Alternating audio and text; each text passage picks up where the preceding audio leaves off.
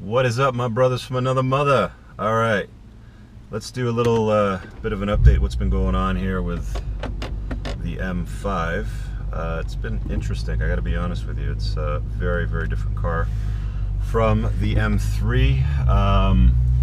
Just gassing up, heading downtown Toronto, and meeting up a buddy of mine for lunch. Actually, Jason Gaynard. If you haven't seen the video I did with my boy Jason, I'll put a link up, a card, so you can check it out. Very cool guy, successful entrepreneur, does an event called Mastermind Talks. Worth checking out if you want to learn more about being awesome. Anyway, so what do I think of the car so far? Let me just tell you why I bought the car and why I chose it. For me, when I make decisions, big decisions, they gotta be a hell yeah. Fuck yeah, hell yeah, whatever you want to call it. It's got to be a hell yeah decision. It's got to be obvious. It's got to be like taking a frying pan to the forehead. I don't pull the trigger on things if it's not as obvious as that to me. So I was flipping through the Auto Trader, and I wasn't really even looking for an M car at this point. I was still kind of on the, I'll just get a daily driver sort of car and keep looking for a R8 Spider manual. Had no luck finding an R8 Spider manual, and I decided to start looking for M4 cabs again. M4 cabs are few and far between right now on the used market, and they're still going for a ridiculous penny, if I'm being honest. On the Canadian market, they're going for about, I think the best one that I could find was about 85 to 90, in and around there. Yeah, that much. They're over $100,000 fully optioned new out the door. So I decided to just start scanning through. And the thing with the Auto Trader here is you can't sort your cars by like M3, M4, M6, M5 sort of thing. It's just M cars in Canada. So looking through the M cars, and up shows in the mileage that I was looking for, year that I was looking for, transmission option, obviously, because I wanted a double clutch if I was going to get an M car.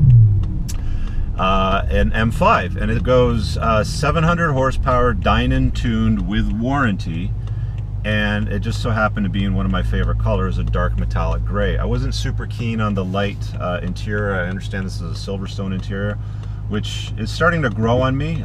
It gets dirty fairly easily. I had my daughter in the back seat, and she just scuffed up the shit out of the back seat behind there. So I'm going to be putting her to work later on to clear that up.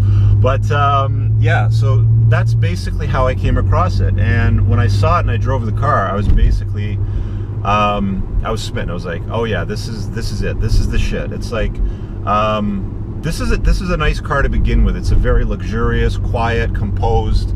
It's actually great for making videos because there's not a lot of ambient noise outside unless I step into it. It's got a big sunroof, so it lets a lot of light in. So I'll probably be making more and more videos inside here. I actually was reluctant to make videos in the car through the winter, simply because with a hardtop in the M3, it didn't let a lot of light in, and the video quality really kind of sucked, especially on the dark, murky days. I found also driving this M3, I'm probably a few hundred kilometers into it now, maybe 200 or 300 kilometers. You start to change your driving behavior. You drive less like a hooligan. You drive more, I don't know how to put it, maybe responsibly. I don't know, like as if that's a word, like driving a M car is responsible with 700 horsepower. But you really do. It's, you know, it's a bigger, more grown-up car. Am I acting more bigger and grown up? I don't know. I mean, I'm still wearing a wife beater tank top, mostly because I'm sitting on a patio today for lunch and I want to get some sun on me. But I am wearing shoes for the very first time, which I don't normally do. I'm usually rocking sandals and a nice pair of shorts instead of my military camo stuff. So, I don't know, maybe next time you see me make a video, I'll be wearing a suit. Who knows? It does change you a little bit. You find that you're a little more comfortable, a little more grown up. The audio system kind of like tunes in a little bit better with the, you know, stuff you want to listen to for some reason.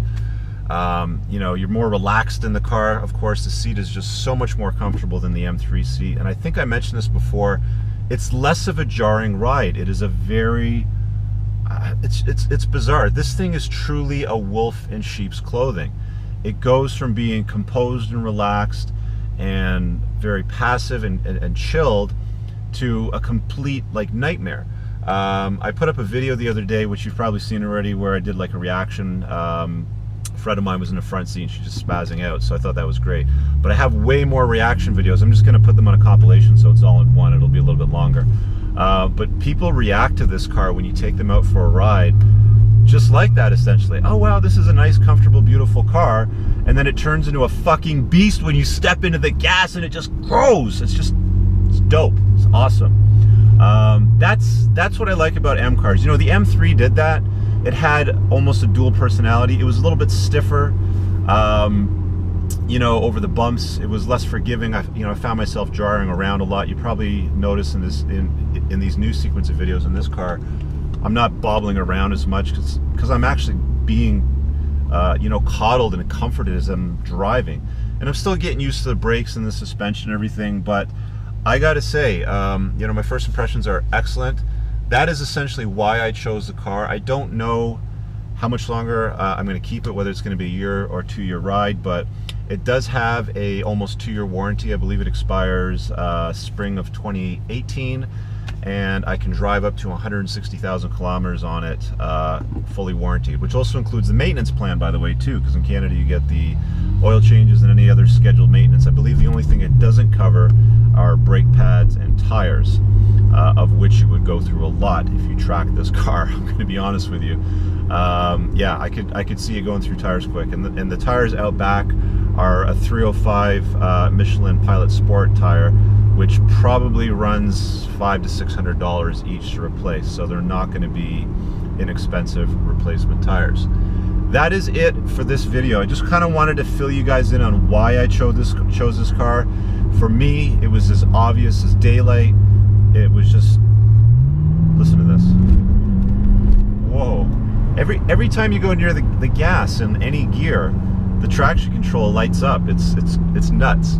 So that's got to make you smile. I mean, guys, this is like, you know, this is like finding that, you know, I guess I like to make comparison to women, of course. You know, that stunning, gorgeous, fit woman that's got the nice, athletic, lean body and great ass and everything like that. And then all of a sudden, one day, somebody decides, or she decides, I'm just going to get my boobs done, and she goes from a nice B cup to a solid D.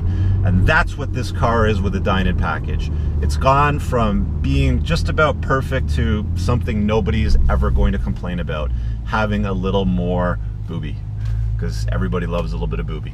So, hope you guys enjoyed the video. Leave a comment below, give it a thumbs up, of course. Guys, make special requests for me, of course. I need some stuff to do on this car. What do you want to know about it? You, of course, can always private message me on the Facebook page at Entrepreneurs in Cars. I know you guys ask a lot of private questions about business and relationships and women and that sort of stuff, so please continue to do that. I will be making plenty more videos in the Dinan tuned 700 horsepower M5. Whoa. Talk to you guys later. Peace!